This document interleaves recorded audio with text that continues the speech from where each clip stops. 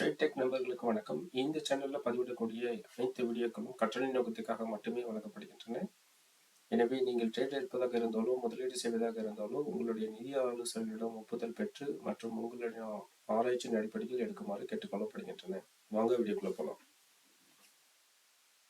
Friends, இன்னைக்கு நம்ம எதை பற்றி பார்க்க போறோம்னா ஆப்ஷன் பையருக்கு தேவையான முக்கியமான விஷயங்கள் என்னென்ன. ஸோ அதில் ஃபர்ஸ்ட்டாக நான் சொல்லணும்னு நினைக்கிறது என்ன அப்படின்னு பார்த்தீங்கன்னா, என்ன type of trader you are. ஏன்னா எல்லாருமே வந்து ஆப்ஷன் பையிங்க்கு வந்து சூட் ஆக மாட்டாங்க. நார்மலாக ட்ரேடிங்னு எடுத்துக்கிட்டா intraday, swing trade, short time, long time. So இந்த மாதிரி கேட்டகரைஸ் பண்ணலாம்.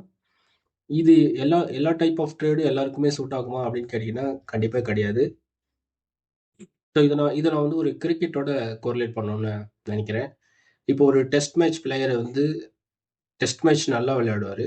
பட் அவர் கொண்டு வந்து 2020 விளையாட விட்டீங்க அப்படின்னா அவர் அவுட் ஆகாமல் இருப்பார். பட் ஆனால் ஸ்கோர்ஸ் எடுக்க மாட்டார்.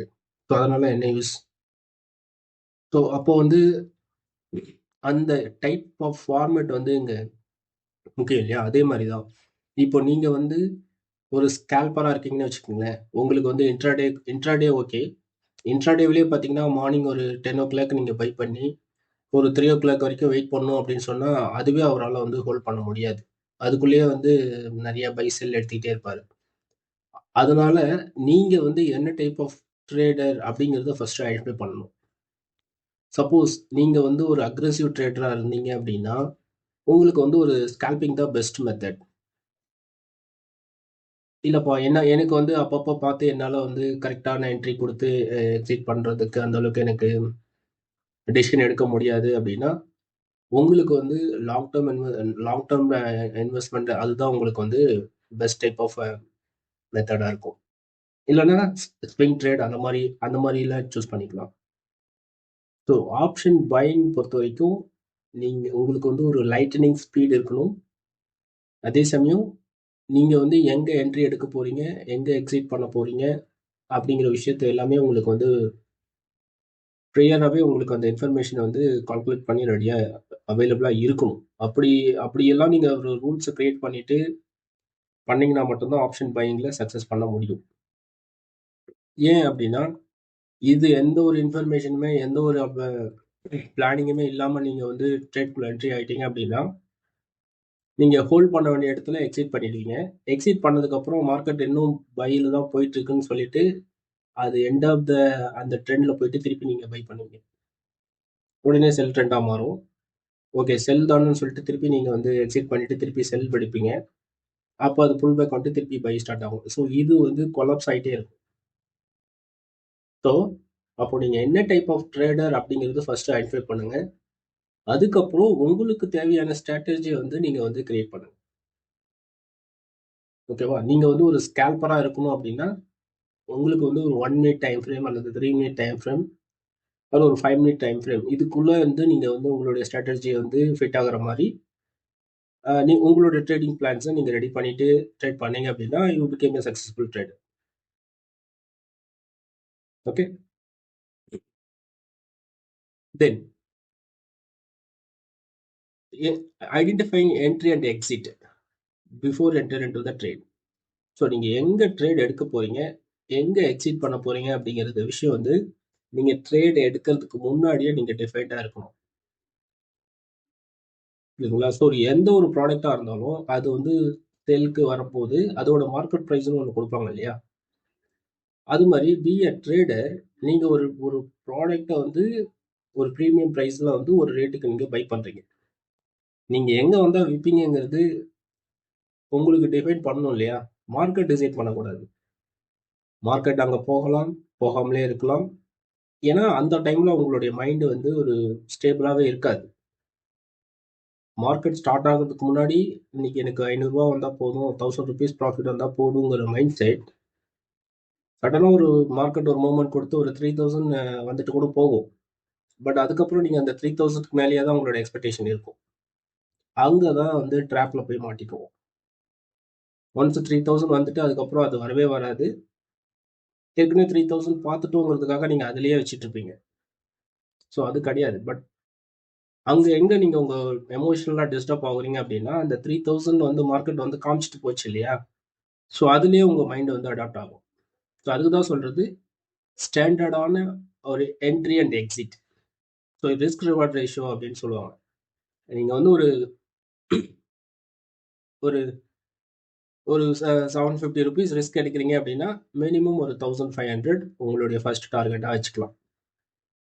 ஸோ இதுதான் வந்து proper risk and reward ratio அப்படின்னு சொல்லுவாங்க. Minimum it should be 1:2. அப்பதான் நீங்க ஆப்ஷன் பையிங்ல வந்து சக்சஸ் பண்ண முடியும்.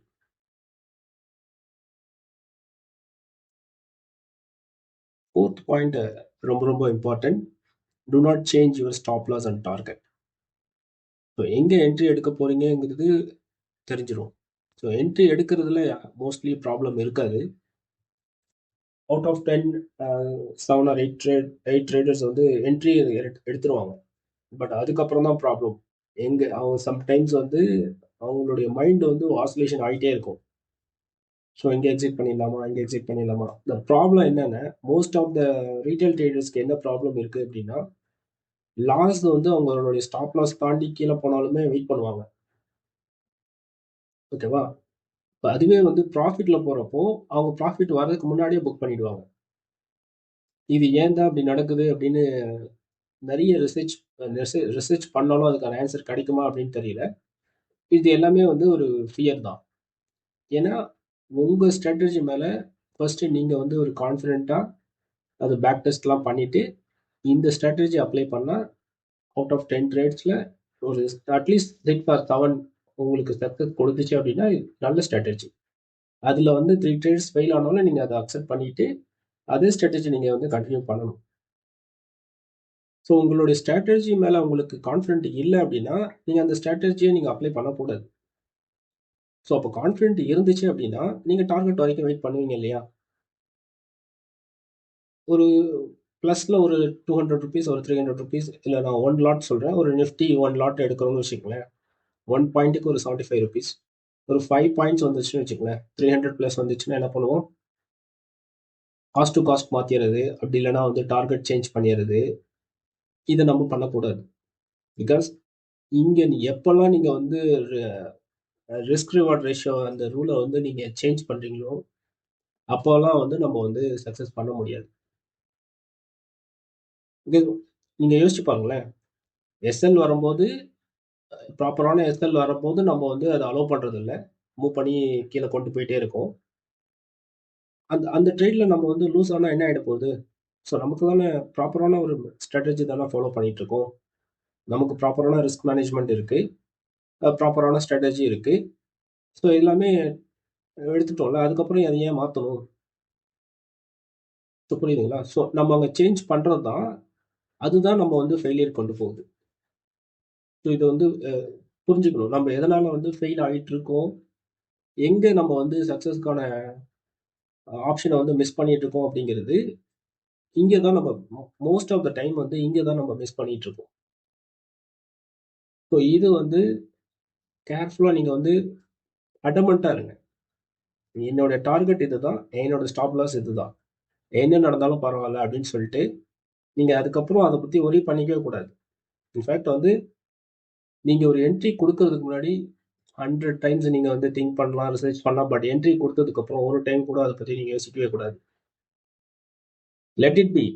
Weather it is right or wrong, let it be. ஓகேவா? நீங்க ஒரு என்ட்ரி குடுத்துட்டீங்க அப்படின்னா, அதுக்கப்புறம் நீங்க வந்து உங்களுக்கு ஃபர்தரா ஒரு ட்ரேடிங் ஆப்பர்ச்சுனிட்டி வருது, ஆப்போசிட் டைரக்ஷன்ல இருக்குன்னா, it can be another trade. நீங்க சைமல்டேனியஸ்லா இன்னொரு ட்ரேட் கூட நீங்க ரன் பண்ணலாம். பட் ஃபர்ஸ்ட் ட்ரேட வந்து நீங்க வந்து டிஸ்டர்ப் பண்ணக்கூடாது. ஸோ இந்த ரூல்ல நீங்க வந்து ஸ்ட்ராங்கா ஃபாலோ பண்ணுங்க. டெஃபினட்டா உங்களுடைய ரிசல்ட்ஸ் வந்து நீங்க வந்து ஒரு மந்த் எண்ட்ல இல்ல வீக் எண்ட்ல நீங்க அனலைஸ் பண்ணி பாருங்க. ஒரு அவுட் ஆஃப் 10 ட்ரேட்ஸ்க்கு வந்து எவ்வளோ ப்ராஃபிட் வந்து உங்களுக்கு வந்து வந்திருக்கு, எவ்வளோ லாஸ் வந்திருக்கு. ஸோ அதுக்கப்புறம் நீங்க வந்து ரிசர்ச் பண்ண வேண்டியது, அனலைஸ் பண்ண வேண்டியது எல்லாமே உங்களுடைய ஸ்ட்ராட்டஜி தான். ஓகே. ஸோ ஒரு விஷயம் புரிஞ்சுக்கங்க. நீங்க வந்து ஸ்கில்ஸு, நீங்க எந்த அளவுக்கு டெக்னிக்கல் அனலைசிஸ் இது எல்லாமே வந்து ஒரு 10 to 20% தான். ரிமைனிங் 80% உங்களுடைய ரிஸ்க் மேனேஜ்மெண்ட், தென் உங்களுடைய எமோஷன்ஸ், சைக்காலஜி இதெல்லாம் நீங்கள் எப்படி வந்து டூரிங் மார்க்கெட் ஹவர்ஸில் வந்து ஒரு ட்ரேட் எடுத்ததுக்கப்புறம் நீங்கள் எப்படி ரியாக்ட் பண்ணுறீங்க அப்படிங்கிறது பொறுத்து தான் உங்களுடைய சக்ஸஸ் இருக்குது. ஓகேவா? ஸோ த நெக்ஸ்ட் ரூல் நான் ஆல்ரெடி சொல்லிட்டேன், ரிஸ்க் மேனேஜ்மெண்ட். ஸோ ரிஸ்க் மேனேஜ்மெண்ட்டுக்கும் அந்த என்ட்ரி அண்ட் எக்ஸிட்டுக்கும் என்ன difference? So entry and exit அப்படிங்கிறது ப்ரீ டிஃபைன்டாக ஒரு ட்ரேட் எடுக்கிறதுக்கு முன்னாடி நம்ம வந்து ப்ரீ டிஃபைன்டாக வந்து ட்ரேட் எக்ஸிக்யூட் பண்ணுறது. அது வந்து நீங்கள் எப்படி நீங்கள் ஆட் பண்ணலாம் அப்படின்னு சொன்னீங்கன்னா, ரோபோ ட்ரேட்னு சொல்லுவாங்க, இல்லை ஆட்டோ ட்ரேட்னு சொல்லுவாங்க. ஒரே டைமில் வந்து நீங்கள் என்ட்ரி கொடுக்கும்போது ஸ்டாப் லாஸும் உங்களால் ஆட் பண்ணிக்க முடியும், டார்கெட்டும் உங்களால் ஆட் பண்ணிக்க முடியும். இப்போ இந்த ட்ரேட் எடுக்கிறீங்க அப்படின்னா, நீங்கள் ஒரு இப்போ அதர் ஒர்க்கில் இருக்கீங்க, இல்லை ஒரு ட்ராவலில் இருக்கீங்க அப்படின்னா, உங்களுக்கு தெரிஞ்சிடும் இங்கே வந்துட்டு இது ஒரு சப்போர்ட் ரீஜன், இங்கே வந்துட்டு பை ஆகும்னு நீங்கள் எக்ஸ்பெக்ட் பண்ணுறீங்கன்னா, அந்த என்ட்ரி ப்ரைஸ் கொடுத்துட்டு அங்கேருந்து 10 points stop loss, 20 points target. So இது மாதிரி நீங்கள் செட் பண்ணிவிட்டு நீங்கள் உங்கள் வெளியே பார்க்கலாம். உங்களுக்கு ப்ராஃபிட் வந்தால் 20 பாயிண்ட்ஸில் இருக்கும், லாஸ் ஆனால் 10 பாயிண்ட்ஸில் போகும். ஸோ இன் பிட்வீன் உங்களோட எமோஷன்ஸ் இது எல்லாமே வந்து அங்கே ஒர்க் ஆகாது. ஸோ இது வந்து பிகினருக்கு வந்து இது ரொம்ப ரொம்ப யூஸ்ஃபுல்லாக இருக்கும். ஏன்னா ஈவன் எக்ஸ்பீரியன்ஸ் ட்ரேடர் கூட இந்த எமோஷனல் வந்து கண்ட்ரோல் பண்ணுறது ரொம்ப ரொம்ப டிஃபிகல்ட். ஸோ அந்த மாதிரி எமோஷனல்ஸோட ஒரு சேலஞ்சஸ் இருக்குது. என்னால் வந்து ப்ராஃபிட்டில் வரப்போ என்னால் ரன் பண்ண முடியல, நான் எக்ஸிட் பண்ணிடுறேன் அப்படிங்கிறவங்களுக்கு இந்த ரோபோ ட்ரேட் ஆப்ஷன் வந்து ஹெல்ப்ஃபுல்லாக இருக்கும். ஓகே, மேபி இந்த ரோபோ ட்ரேட் வந்து எப்படி எடுக்கிறது, எந்த ப்ரோக்கரில் இருக்குது, மோஸ்ட்லி எல்லா ப்ரோக்கர்லையுமே இருக்குது. அது சம்மந்தமாக நான் செப்பரேட்டாக வீடியோ போடணுன்னாலும் அது சம்மந்தமாக நான் வீடியோ போட ட்ரை பண்ணுறேன். Next one is risk management. So risk management அப்படின்னு பார்த்தீங்கன்னா, நீங்கள் எவ்வளோ ரிஸ்க் எடுக்கிறீங்க, risk per day per trade எப்படி வேணாலும் நீங்கள் எடுத்துக்கலாம். இது எப்படி டிஃபர் ஆகும் அப்படின்னு பார்த்தீங்கன்னா, இப்போ நீங்கள் ஒரு நாளைக்கு ஒரு ட்ரேட் தான் எடுக்கிறீங்க அப்படின்னா இட்ஸ் நாட் அன் இஷ்யூ. இப்போ ஒரு நாளைக்கு லெட்ஸே ஒரு 4 ட்ரேட்ஸ் எடுக்கிறீங்கன்னு வச்சுக்கோங்களேன். ஒரு ட்ரேடுக்கு 750, 4 ட்ரேட்ஸ்க்கு எவ்வளோ ஆகுது? 3000.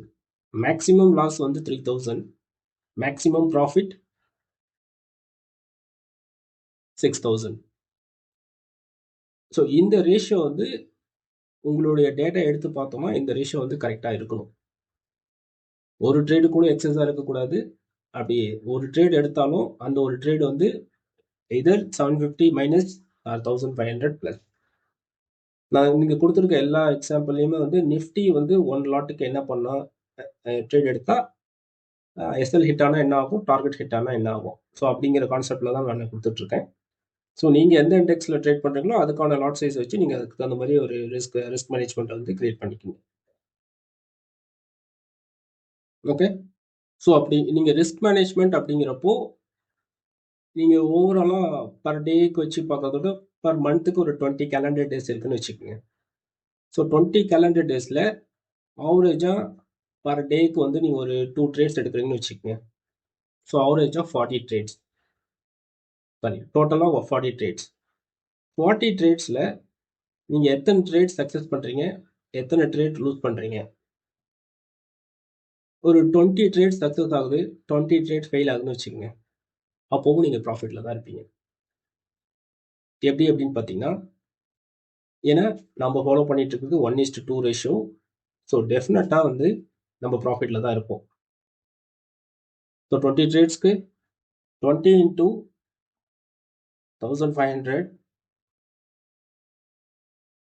சாரி 20 இன்ட்டு 750, 15,000 லூஸ் பண்ண ட்ரேட்ஸில், ப்ராஃபிட் பண்ண ட்ரேட்ஸில் 1500 இன்ட்டு 20, 30,000.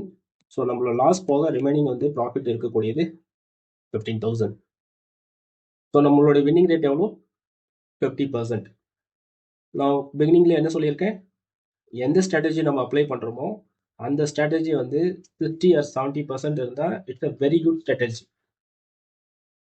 இங்க பாருங்க, 50% வின் ரேட் கொடுக்குற ஸ்ட்ராட்டஜியா இருந்தாலுமே நம்ம ப்ராஃபிட்டபிளா தான் இருப்போம். ஸோ அப்போ நம்ம ஃபோக்கஸ் பண்ண வேண்டிய இடம் எங்க? Entry and exit. Stop loss and target வந்து நம்ம சேஞ்ச் பண்ணாம வச்சிருந்து ப்ராப்பரான ரிஸ்க் மேனேஜ்மெண்ட் வச்சிருந்தோம் அப்படின்னா strategy is not an matter. In fact strategy வந்து 50% உங்களுக்கு ஹெல்ப் பண்ணா கூட you will be in the profit. அதில் நீங்கள் ஃபைன் டியூன் பண்ணிட்டு எப்படி ஹையர் அக்யூரசிக்கு எப்படி நீங்கள் சேஞ்ச் பண்ணலாம் அப்படிங்கிற மாதிரி நீங்கள் ஃபர்தராக வந்து அதை வந்து இன்னும் நீங்கள் வந்து அந்த ஸ்ட்ராட்டஜி வந்து நீங்கள் இன்னும் ஹை அக்யூரசி கொடுக்குற மாதிரி நீங்கள் பில்ட் பண்ணலாம். இது எல்லாமே வந்து it's up to you how you are becoming expert in your strategy. Okay, then last one, money management. So இதுவும் ரொம்ப முக்கியமான ஒரு டாபிக்.